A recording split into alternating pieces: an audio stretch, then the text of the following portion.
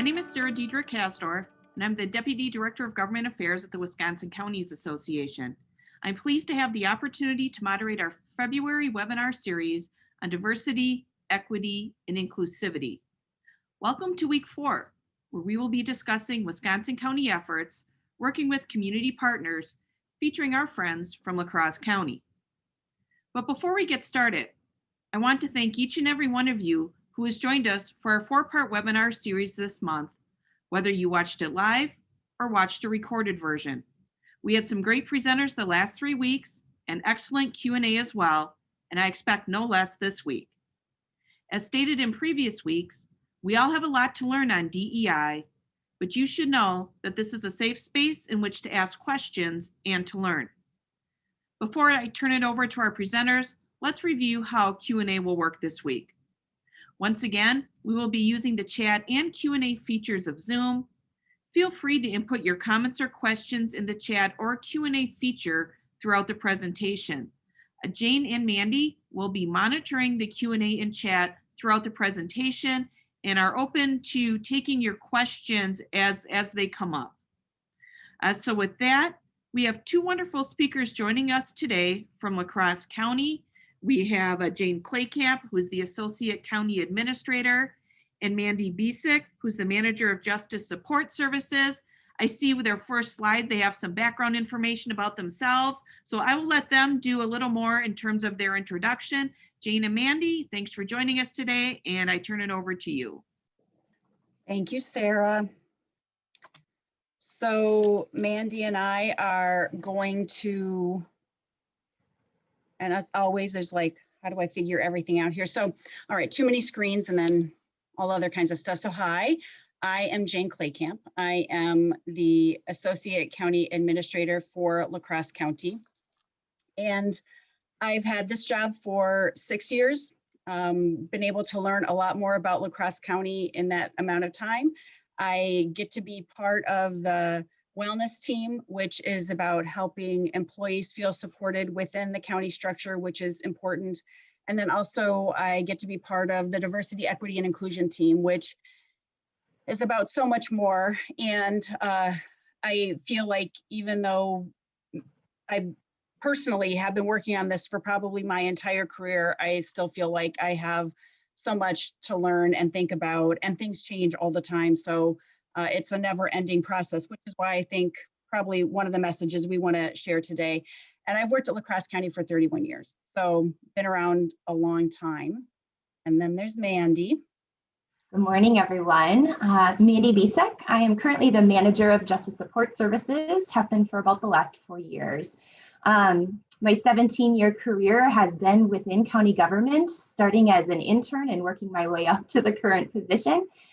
We're currently, as manager of JSS, we have a wide array of services and interventions that we oversee, everywhere from early intervention to youth justice, our detention facilities, as well as programming within our adult criminal justice system. And as Jane indicated, I too feel like a lifelong learner when it comes to diversity, equity, inclusivity, and belonging.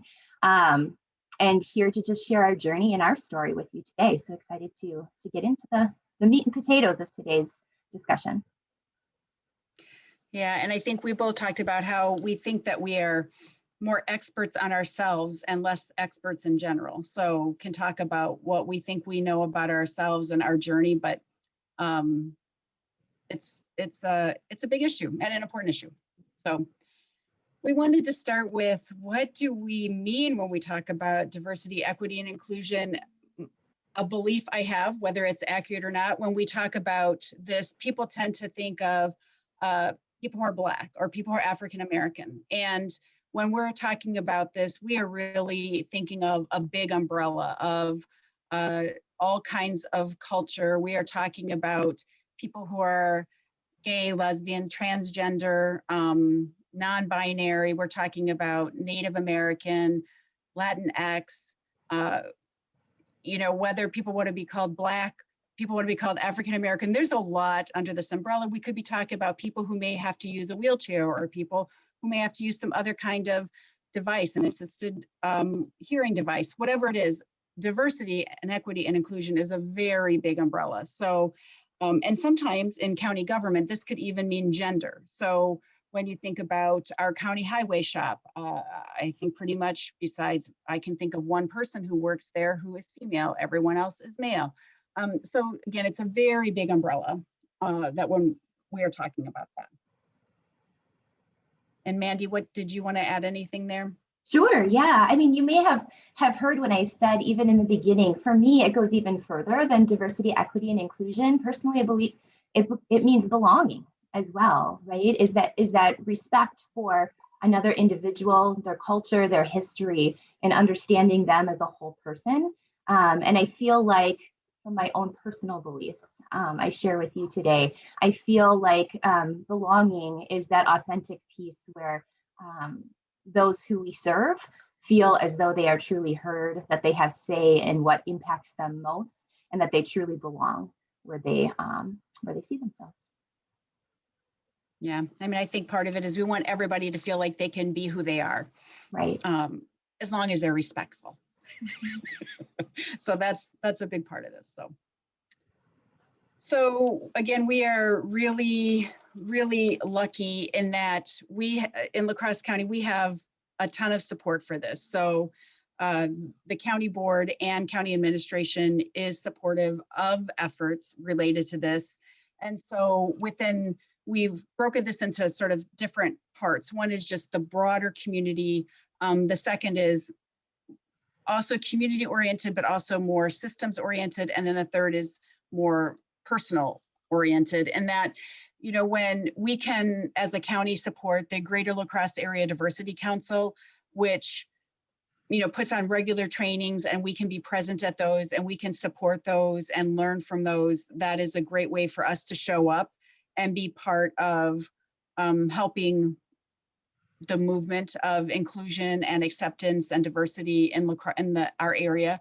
We have, until COVID started, there was going to be a Waking Up White symposium. And if any of you have ever had the opportunity to go to a Waking Up White conference or symposium, it is a really excellent way to understand more fully about some of the issues around diversity and equity and inclusion. And so there was supposed to be one last October in La Crosse, and because of COVID, we couldn't have it in person.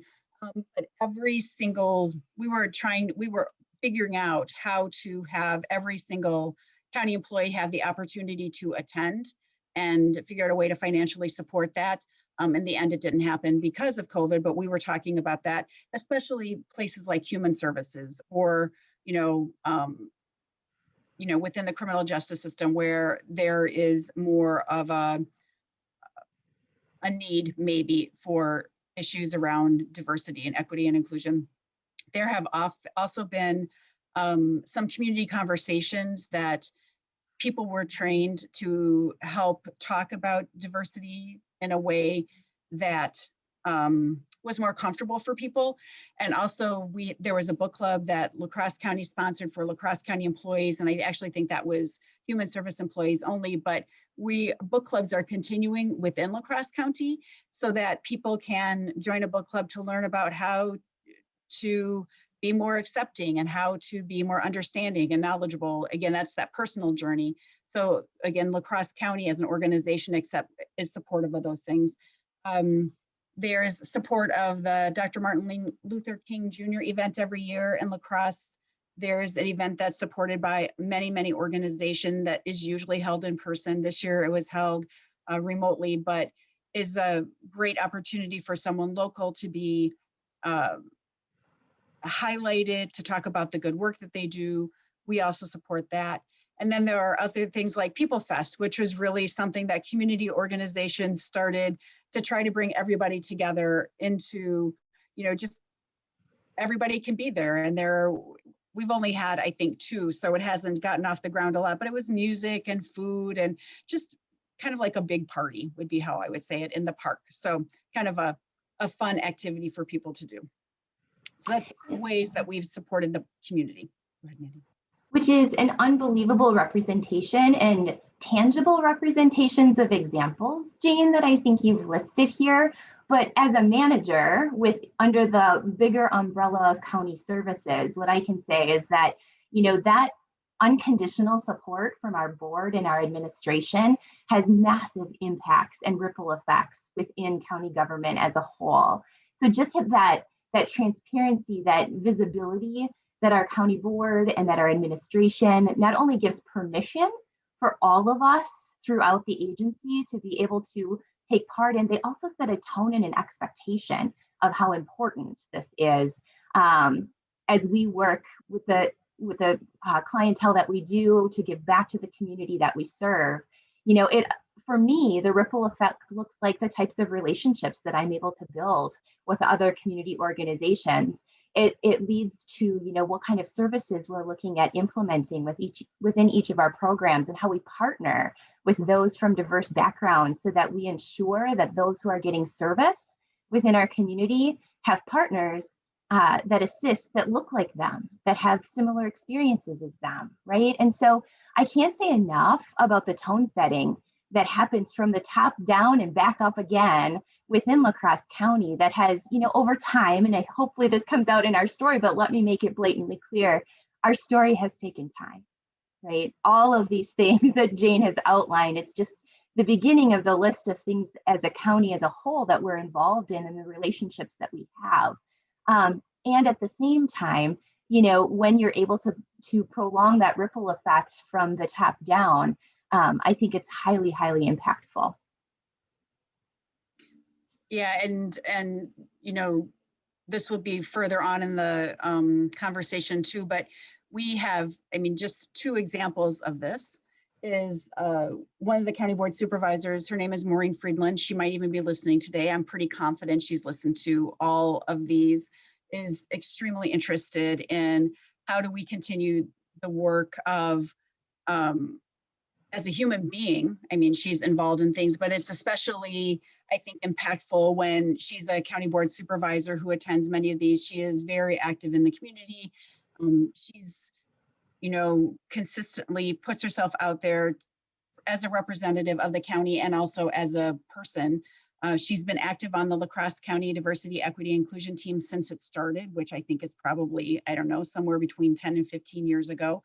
Has been on there ever since. She's known in the community as an advocate, has, you know, worked on many, many, many projects that help better the lives of lots of human beings. So she's been great, and is someone we know we can rely on. And also the county administrator, Steve O'Malley, has also been someone that has been active in the community. He, you know, started, and this could have been, I'm not exactly sure how this started, but he started the Diversity, Equity, and Inclusion team, which was just called the Diversity Team until this year. He started that with a small group of county staff and county board supervisors about how do we work on these issues that we have as people, as an organization, as part of a larger community. So started that process. And I think has really allowed and expected people to continue to develop in these areas, because I think we can all learn and grow on this forever. And I would say, you know, how I think back to the first time I heard the word feminist and what it meant to me and what it means now. And so all of this is really a big, long journey that it's just so important to embrace rather than push off or think it's not important or somehow minimize it. I think with what we've seen throughout the country and throughout the state over the last year, it could be one of our bright and shining moments if we embrace it.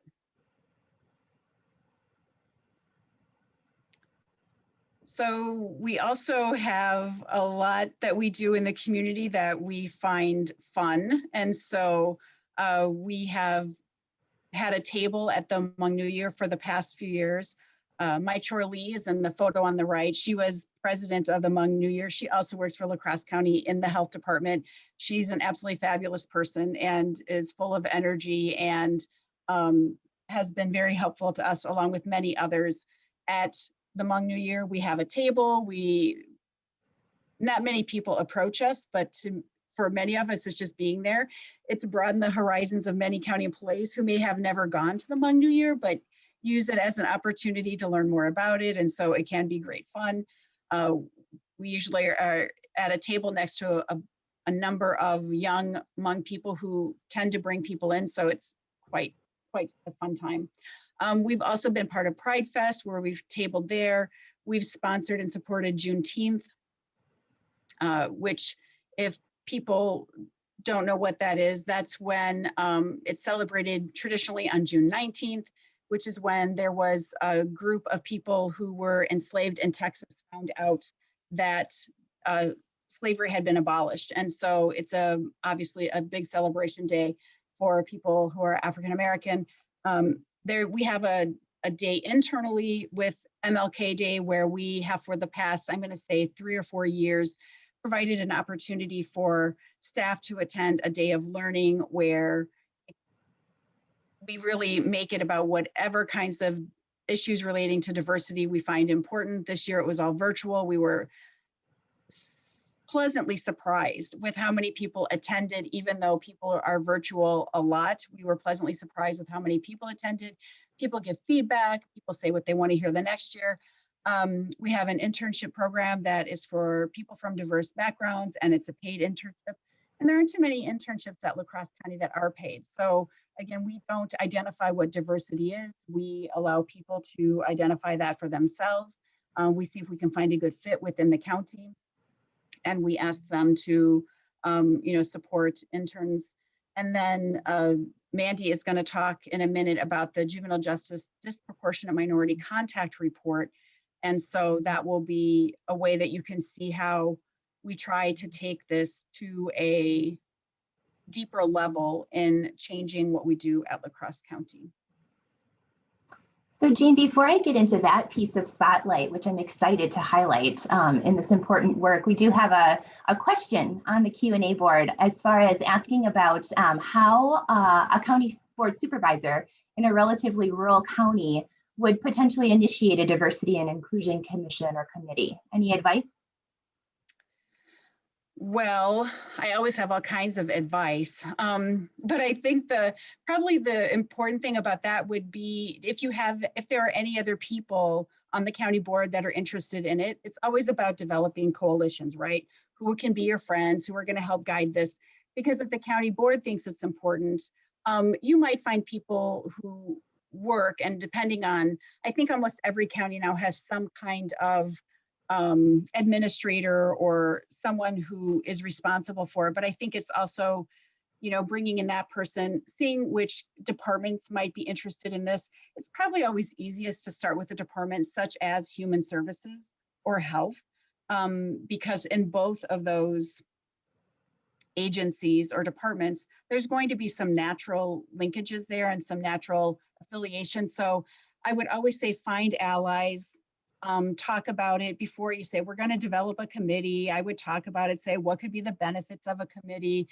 And there are some resources out there you might be able to utilize to start that. And I would always try to link it to some sort of data. And I think of La Crosse County as being, if it's somebody from Chicago, they think of La Crosse County as being rural. But when I think of a place like Crawford County, which we are kind of next door to, we are the big city, right? So it's always trying to manage what could be the expectations for a county that might have 40,000 people versus a county of our size of 120,000 people.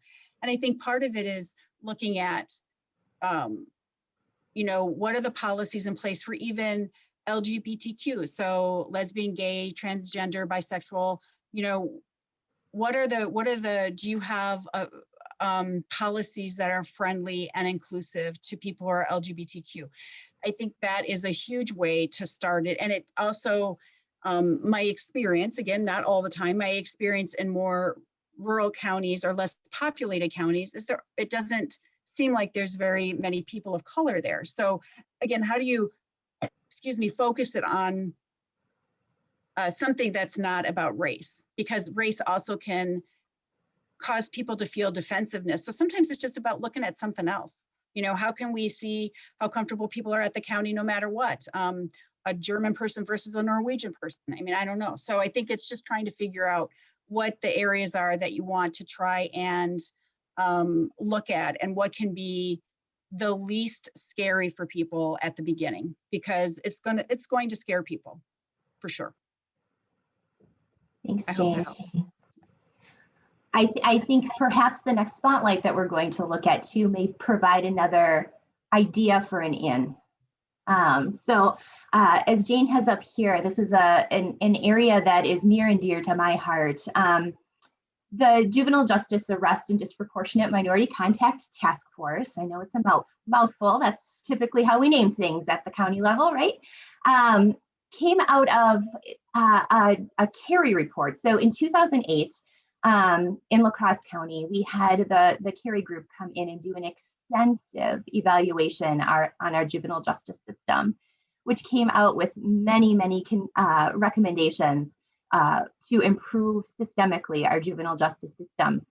When we fast forward to 2014, many of those recommendations had been kind of checked off our list and improvements made, but there were 2 remaining that were highly important. What that report found is that La Crosse County had a higher arrest rate of juveniles within our county as compared to like-sized counties. And along with that, although outside of the scope of the particular evaluation that we had done, the Cary group was recommending that we look more closely at not only arrest in general of juveniles in our practice, but also they concurred that potentially we were looking at the possibility of disproportionate minority contact within those arrests, which was highly important for us to tackle and focus on head first. Jane, do you want to maybe go to the next slide? So finally in 2014, several years post-evaluation, we knew we needed to tackle this. So with the support of our Human Services, county at large, our county board, we gathered stakeholders. And this, I can say, was probably the most important piece of this work. Gathering all the right people around the table. And when I say the right people, what's visualized here is many of the partners that we were able to bring around the table. It was important for us that we had system stakeholders who could be a part of the process from the beginning to really start to dissect what this potential issue was around, to take responsibility for each of our pieces in what was found, and to be able to come together vulnerably to talk about those uncomfortable conversations that Jane was just alluding to with some of the DEI work. This is a prime example of what brought us all to the table and even a playing field, for lack of a better word, to really start to understand some of the unintended consequences of system makeup when really all we were trying to do was help kids. So let's maybe go to the next one, Jane, if that's okay. We started our journey out by having further evaluation done, focusing specifically on those juvenile arrest rates that the Cary group found. They weren't able to dive deep, so that's what we chose to do, is dive deep. We had another evaluator come in and work with us from a local university that really broke down what those arrest rates were about. We continued on the study to ensure first and foremost that arrest rates were still looking the way they did back in 2008, and that was confirmed. When we dove a little deeper, we looked into our disproportionate minority contact in particular, and came to find that our Black youth in our community were almost 8 times more likely to be arrested than their white counterparts in 2015, which was shocking and staggering to us.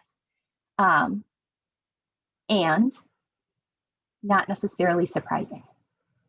I think the blow, right, when you can see things in black and white, when you can see data for what it is, confirmed things that we probably already knew as a system. But what this allowed us to do as stakeholders gathered around a table on that even playing field, like we talked about, where our police department, our human service department, our courts, our DA's office, our defense attorneys sat alongside community providers, community stakeholders, parents, juveniles, those who have been impacted by the system, and we're able to have those vulnerable conversations about what this is about, how policies and procedures impacted, potentially unintentionally, these exact numbers that we were talking about. You can see here also our Asian population highlighted as that second area of DMC that had the unintended consequences. Although with our Asian population going down as the years went on, you can see how staggeringly our Black population went up with this disproportionate minority contact. Can you go to the next one, please, Jane? Here is where this was a bit of our make or break moment. We dove deep. When I say we talked about data, data didn't lie for us. We dove deep to find out where our impacts truly lie.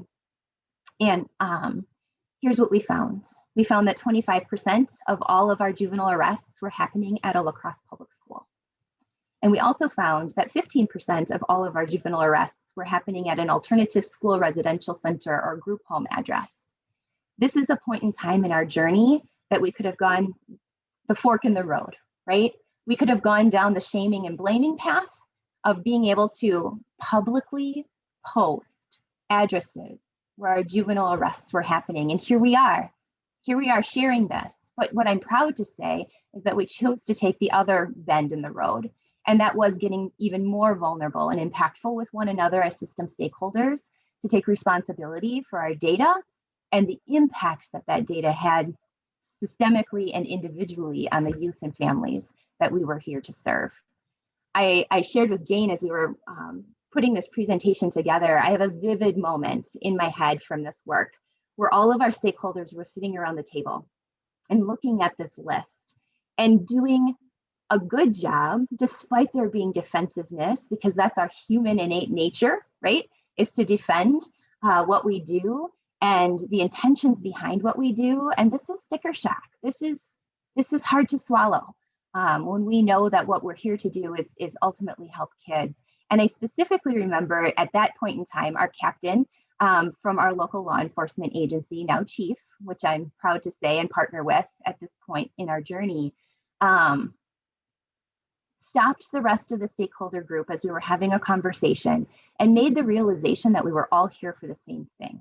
At the end of the day, we were all here to help kids.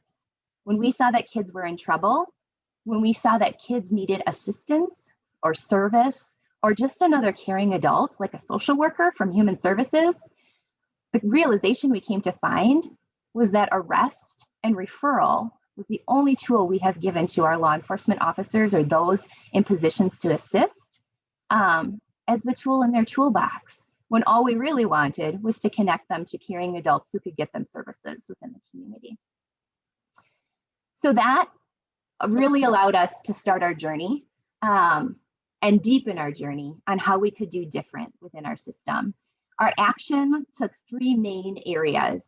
First and foremost, we continued those vulnerable conversations and growth by really zoning in on what kind of training and opportunities as a community and as a system we needed to be able to provide for one another to really deepen our own sense of awareness around diversity, equity, inclusion, around cultural norms, around really understanding how systems can truly impact those that we serve and how we can know and acknowledge culture and history and trauma that our systems alone may have contributed to. So that was the biggest piece that you see in the center. The second area was to really look at how we can get innovative to create a new way of doing things. If at the end of the day, all we really wanted was to connect kids and families to the help that they needed, how can we do that without the unintentional consequences of beginning that school to prison pipeline we've all heard about? And not only do we create it, but we invest in it and we commit to it. So we'll talk a little bit about that. And then it was important to us to continue down the path that we started with allowing our data not to lie, right? Continuing to dig in to ensure that this piece of information and the impact that we were having as programs and as systems continued to focus in on diversity. So measuring our ethnicity and race and sex and age and any other areas that we felt that we needed to ensure that we were being inclusive in the services that we provided continue to be at the center of our work. So first I'll talk a little bit, so if you want to go to the next slide, Jane, on the training. So when we talked about learning and growing together, this took on a subcommittee of its own in which, really we were starting with this focus around youth justice. That's what brought us together around the table And that's what continued our focus in the beginning. We were able to collaborate as a community body to get us some grant funding that allowed us to send several, about half a dozen community trainers to the YWCA's racial justice training and get trained on the curriculum from Madison area YWCA. The awesome part of this was that the group that we were able to send was a very diverse group from all parts of both the system and the community that partnered up to be able to bring not only a system perspective, but a diverse perspective to how this curriculum would move forward. From there, we were able to bring together a cross collaboration of stakeholders and system partners to sit in rooms together to go through this 3-day intensive training with one another. So we had social workers sitting next to judges, sitting next to law enforcement officials, sitting next to teachers and administrators. And what we really loved about this curriculum in particular is that it was about an individual journey. So when Jane talked about, systemically how we can be impactful and visible, we also have to remember that systems are made up of individuals. And it's important that each one of us is able to learn and grow, to talk about how our power and privilege in the areas that we serve has impact on policy, procedure, and system impacts far and wide. And so those biases that live within us, that are an innate part of our human nature, is important that we can be able to really understand that. And so that's what this particular curriculum was able to bring together, so that we could sit next to one another and, again, in a vulnerable state, to get uncomfortable with our own biases and be able to share those experiences with one another and help hold one another accountable in that journey. And what's really kind of cool is this is where this grew from. This was our seed planting that then kind of rippled into our criminal justice system as a whole. And when Jane talked about some of the trainings that we offer within the county at large, this particular curriculum now is offered to all county employees on a fairly regular basis to be able to experience this individualized journey. So this was the roots. So I'm kind of proud to highlight this in this forum because this is where it began. It began with us reckoning with our own system impacts and understanding the importance of what we do. Mandy, I see there's some questions. Would you mind since I don't want to mess with the screen, would you mind seeing what they are? You got it. So it looks like, okay, so the first question, how do we get more attention to the economical diversity we see in our counties? We have columns for homeless populations and indigent neighbors, but we rarely discuss the oppression of being poor and a lack of opportunities because of economic status. Yes, that is all true. Yeah. I mean, poverty is a whole nother layer when we're talking about, diversity, equity, inclusion. I mean, poverty is a big part of it too. And there are lots of systems issues that continue to need to be addressed. And there is no doubt in my mind, Mandy and I are not going to be able to manage all of those, but that is absolutely another great example of oppression. So Absolutely. The second question, were any of the stakeholders resistant to the information presented? Absolutely. I know I can present with rose-colored glasses, and I see Jane laughing. Yeah. When I talk about the vulnerability that needed to be created around the table, that was a process. Let me not sugarcoat this for anyone. This is hard work. This is very hard work. And being able to take the armor down and again, constantly remind your stakeholders and one another about what we're here to do and what we're here to accomplish, that our goal was not to do call outs. And to this day, I can tell you that this same report is pulled out. Our community is going through a big conversation and decision that was just recently made about the removal of school resource officers within our city schools.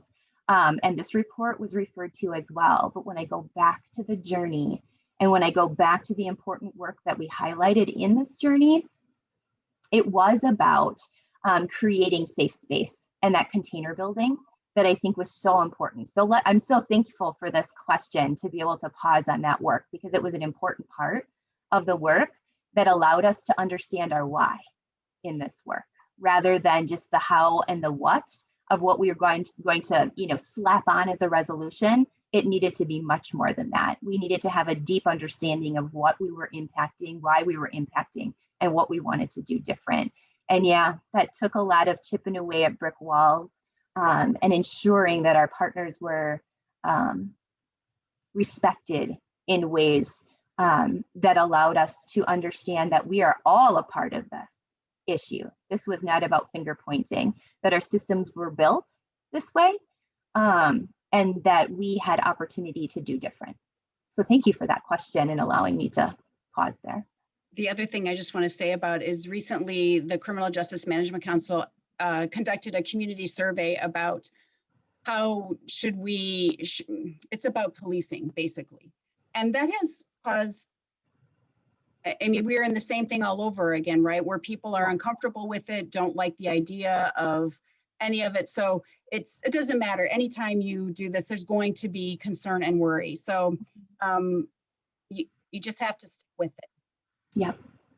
Yep, absolutely. Absolutely.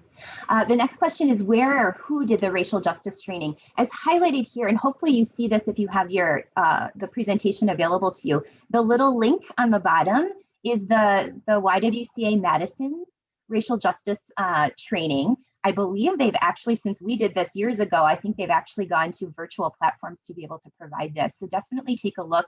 It's a great curriculum. Like I said, this is not an ad for the YWCA Madison, but we have had a lot of really good journey building with this particular curriculum. So I'd certainly look into that. How can we make these trainings sustainable and part of the infrastructure of our organizations if we rely on grants to make them possible? Well, I can tell you that the grant that made it possible for us allowed us to send, like I said, at least a half a dozen. It might have been about 8 or 9 train the trainers. So that's how we made it sustainable. Those trainers now all live, reside, and work within La Crosse County. And then in our administration, that curriculum and that opportunity to build it as more county-wide organization, that has been really, really helpful. So we have not needed, at least from my perspective, I don't think we've needed grant funding to be able to sustain this. Correct, Jane? Nope, it got put into the county budget. So that was part of how we then handled it, was to make it a part of the human resources budget, basically, HR. Yep. So. Going back to that expectation building from our administration and our board that supports this work. Yep. Oh, how do we sustain the progress of training with turnover in staff and leadership? That's a great question. That's life, right? A lot of what we talked about as we were not only going through this task force and doing this report, but then what we will talk about the work was afterwards was all about making things people proof. So this question, I feel like, really kind of aligns with that.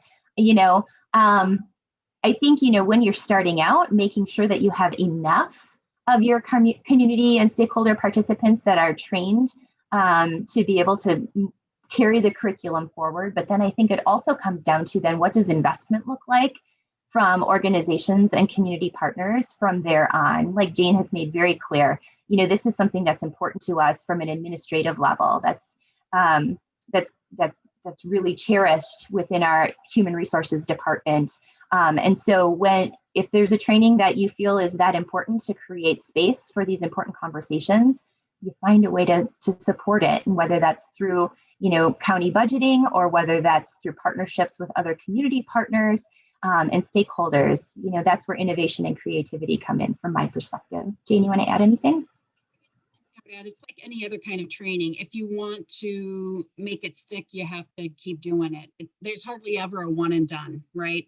People aren't trained on how to do any of this when we're young. So then we just have to keep providing it. And so it's like everything else, any other kind of training. We don't just say, oh, we've trained all the sheriff's deputies, so we're not going to train anymore. I mean, you just do the same thing for everybody. So it's the same kind of thing. Mm-hmm. And then Jane, this one I think is for you. Did your administrator work with the Board of Supervisors to establish the internal facing diversity, equity, and inclusion team? There are county board supervisors on that committee. And so I couldn't tell you off the top of my head whether that was done together or they were invited. My guess is there was probably there were people on the county board and the county administrator were both interested in it and tried to figure out how to start that. So that's, if I had to guess, that's how I would say it started. Great. All right. Okay, I think we've got all the questions for now. Thanks for that call out though, great questions. The second area to highlight here really came in after our report was done. You know, what we like to do is make committees out of committees. So this was another committee that was created after the arrest and DMC report and recommendations came out. But this was a really important and impactful committee that really focused in on juvenile justice best practices and hung on the words of now chief, then captain, that called us out about what we were really there to do. And so what came out of this particular committee was a different way of doing things, of being innovative to get kids the help that they need and not unnecessarily expose them to the youth justice system, right? We were really zoned in that school to prison pipeline concept and how we can have off ramps before unintended consequences take hold. So what came of this was the creation of what we call our system of care. We partnered closely with Clayton County, Georgia, and the work of Judge Stephen Teskey, if some of you have heard of him. Judge Teskey and his team came to provide technical assistance to help us understand and really start to break down what those arrests were about. We zoned in specifically on the data that we presented earlier about the locations around youth arrests. Being within our schools, and thought that was going to be the best place for us to begin to highlight our work. And what came of that was the creation of system of care, like I mentioned, which has allowed both the county and the school district to partner not only in philosophy, which is what this work was really about, change in philosophy, but also investment. We have come together with a 50-50 investment to hire a system of care administrator and now assistant that receives direct referrals from our local middle and high schools for youth behaviors that we were originally referring and arresting for things that were really just kids being kids, disorderly conduct, some misdemeanor battery type situations, misdemeanor damage to property, second offense truancy, things of that nature were the focus acts that we really focused in on as a different way of intervening with kids. So not only do we create and invest in the system of care, the picture you see here is all of our county and system stakeholders signing our memorandum of understanding around expectation building, that we didn't just create a system of care to do different, but there is an expectation that it is utilized within all of our schools, within all of our systems as a mechanism of diverting kids away from the youth justice system and into getting the help that they're needing. Specifically, when creating this job description, we zoned in on the disproportionate minority contact that was found, so that our administrator zones in specifically on trust building and relationship building within neighborhoods that are primarily Black. Quite frankly, since that's where we were seeing where our data stood. She now, I am proud to say, 4 years later, as we have rolled out system of care, she is doing some amazing work in community building and organizing, in challenging both of our systems, which was the expectation that we set, is that, you know, she's not owned, for lack of a better term, by just one system, but by multiple, so that she is put in positions where not only she can hear feedback directly from the kids and families that she works with to allow systems to learn from those who are most being impacted, but vice versa as well, creating space for kids and families to have their voices heard within each of our systems as well. The work has been immense and impactful on so many levels that we didn't even see when we first created the system of care, but have definitely provided inroads for us to be able to do trust building, relationship building, and system reform, quite frankly. And I think just as an example of how things can be sustained, so there are 4 people that you can see on the picture, and the 5th is Tim Grinke, the district attorney, but 3 of the 5 people on that photograph have changed, the people signing the MOUs, but the system is still in place. So I think it's about how do you make things so they can last. Mandy, I see that there's a question. Yes. Yeah, so the question was about the data from earlier. N is the number, oops, I'm answering. N is the number of charges in each of those areas within the study. There you go, yep. So the question was, prior slide regarding address for top 10 locations, what is N? So 337 charges in the time that we did our study came from that particular address, which was 8.6% of the overall arrests. Does that make sense?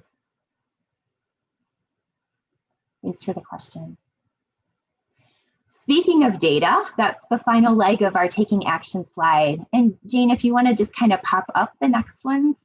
So this was really important that we started with the arrest and DMC task force report, but it was important for data to continue to be at the center of everything that we did.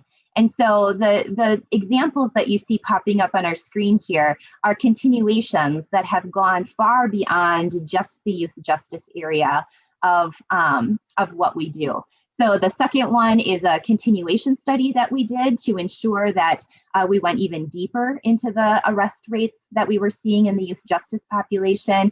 We also have made diversity, equity, and inclusion the center of what we do in our Criminal Justice Management Council to be able to take each area of influence within the criminal justice system and see what the breakdown looks like by race, ethnicity, gender, and age.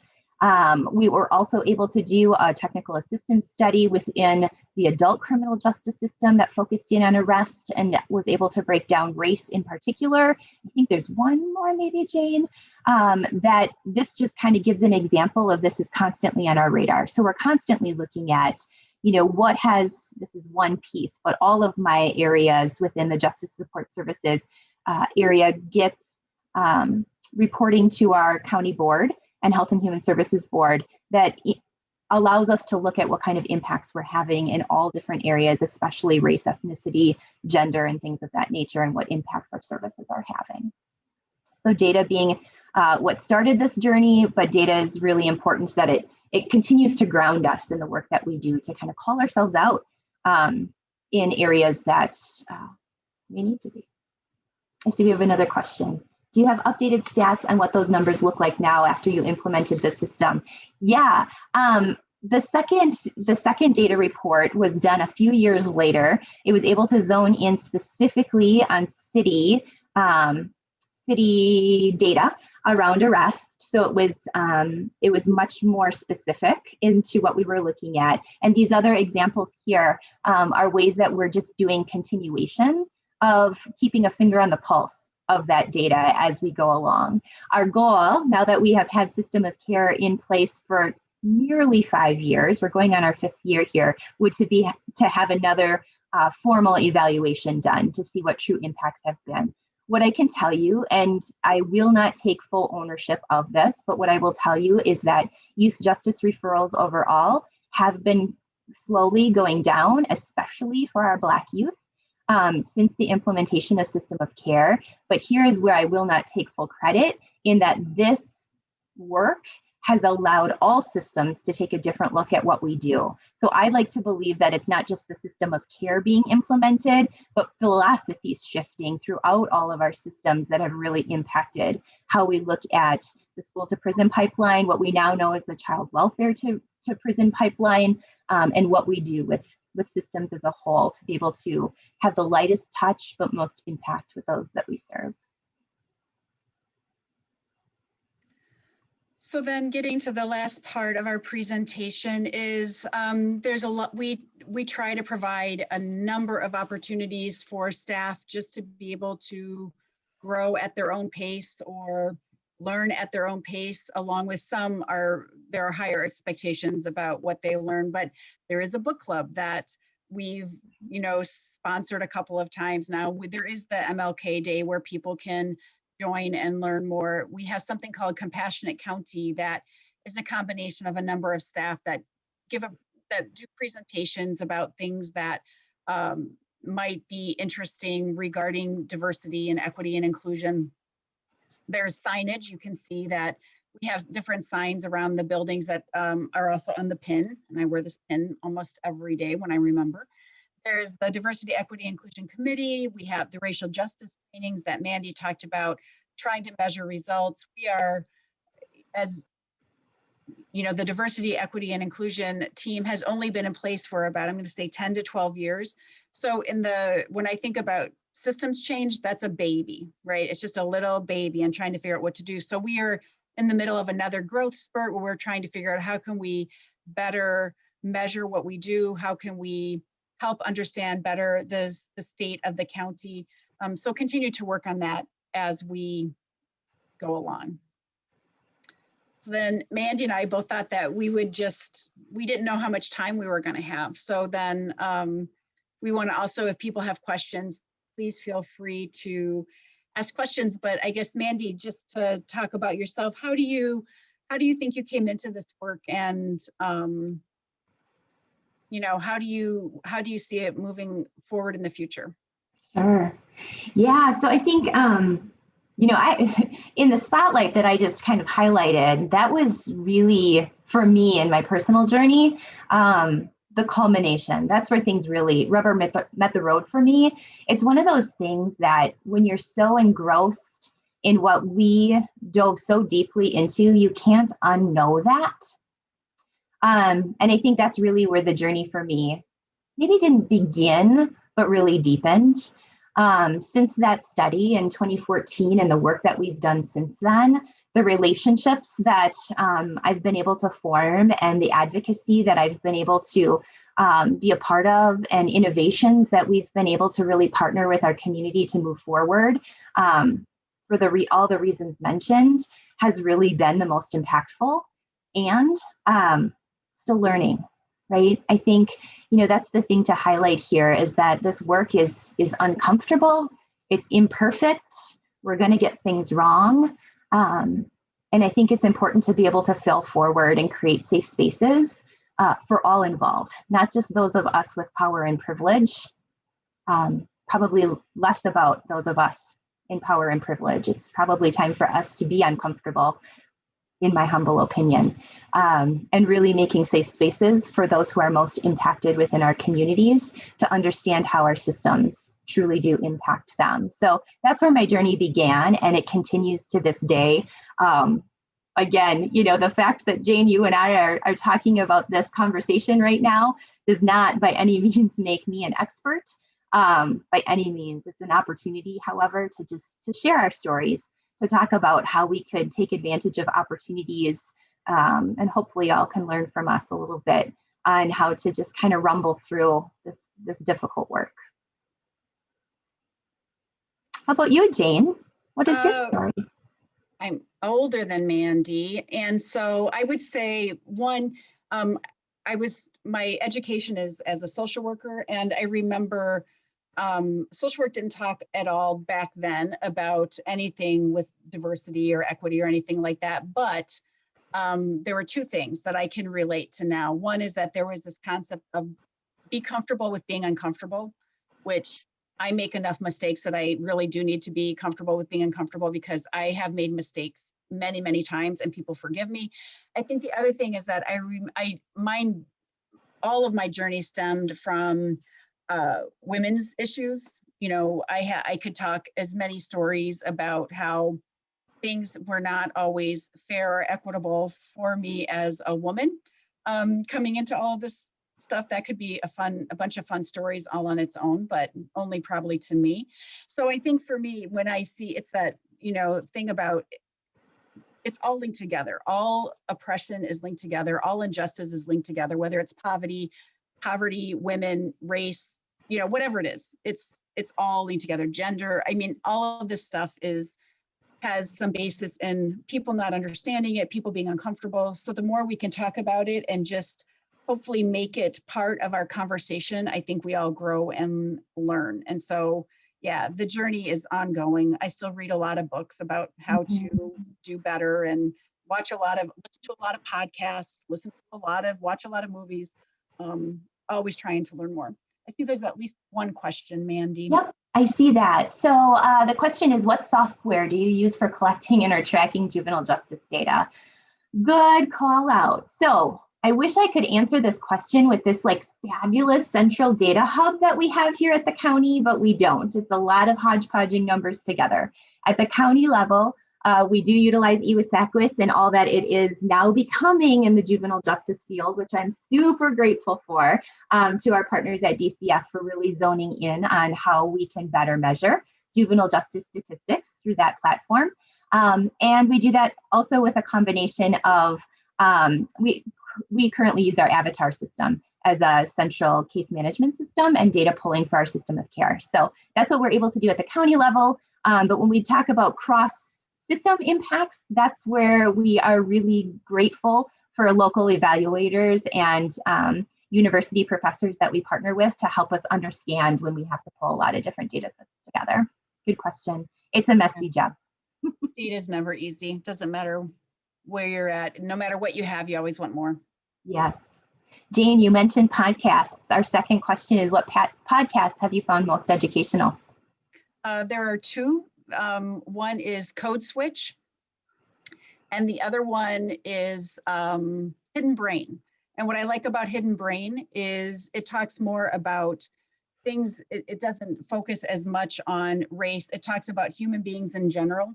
So for example, I listened to one over the weekend was how to talk to somebody who's against vaccinations, right? How do you have that conversation? So it's more about just being able to have conversations where, again, it may not be comfortable. It may not be something that you're going to, change anyone's mind. But those are the two that I listened to. The first podcast I ever listened to was This American Life. Still love it. So those are three that I talk about. There are others, but those are three that I really love. TED Talks are also great because you can look up TED Talks on race, and there's a million of them, and some of them are absolutely fabulous. So there's all kinds of ways to continue learning and growing. Awesome. Lots of questions. Our next question is, numerical data is helpful, but are there efforts to gather qualitative data to gain insight into behavior motivations and context to address upstream causes? Awesome question. Absolutely. What we highlighted here is the quantitative side of things. And as you can imagine, that's where we needed to start. We needed to start with kind of the cold, hard facts, right? What do we know? What can we pull quantitatively so that we can at least start to all wrap our heads around what the core issue is. But I'm a sucker for qualitative data. There's no doubt about that. And it is something that was brought up throughout our journey, right? That there are stories, there are anecdotes, there are things that we need to be able to listen to that the data isn't able to pinpoint. So my hope would be, as we're continuing this journey, that we can get that qualitative aspect. Great call out. I know we're wrapping up time here. I'm trying to get through all your questions. The next one is, over the past 15 years, how have you seen the effort and momentum to unroot inequality, inequity in programs and internal trainings ebb and flow? Our 15-year journey of programs and internal trainings, it has certainly been a roller coaster, I would say. Would you say, Jane?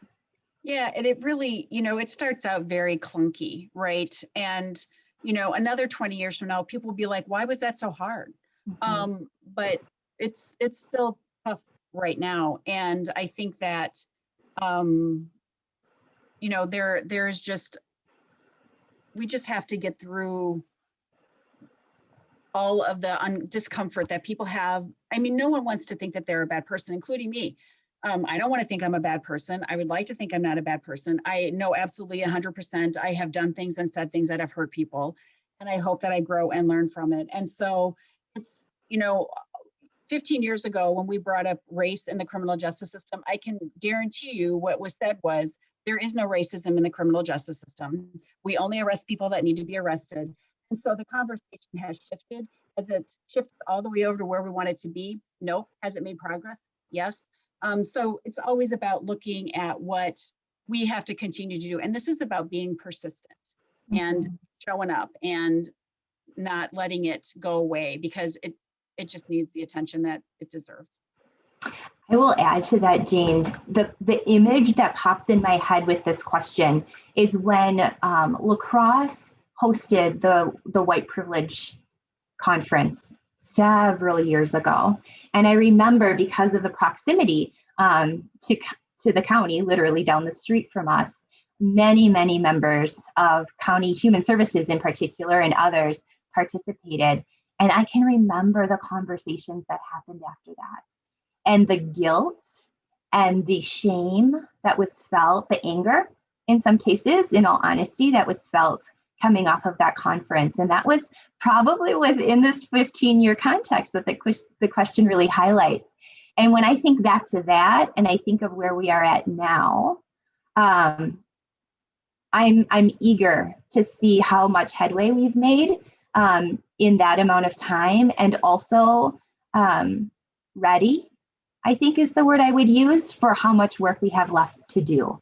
You know, I think the incidents that, the George Floyd and everything that is happening in our society has taken some of the work that we have highlighted here internally, and it's made it more of a community issue, right? Our community is taking massive interest now in understanding this work. And, I'm happy that we as a system were able to delve into this before society at large really started digging deep with the current events that are happening.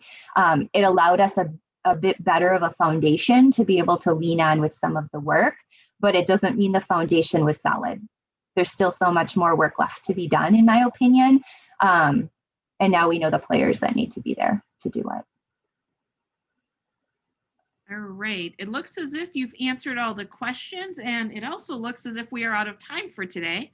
So thanks so much, Jane and Mandy, for sharing the La Crosse County experience with us.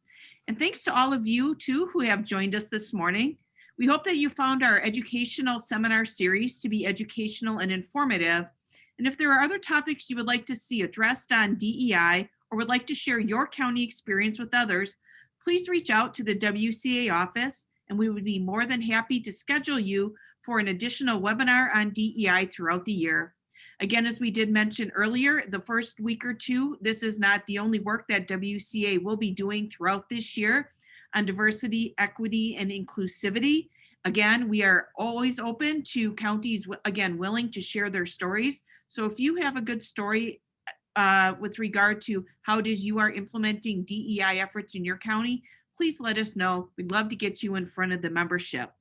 As a reminder, this webinar series is housed on the WCA website under events and then past event materials. Today's recording and PowerPoint presentation should be on later today. For now, this concludes our February webinar series. Once again, thanks so much for joining us, and have a great week.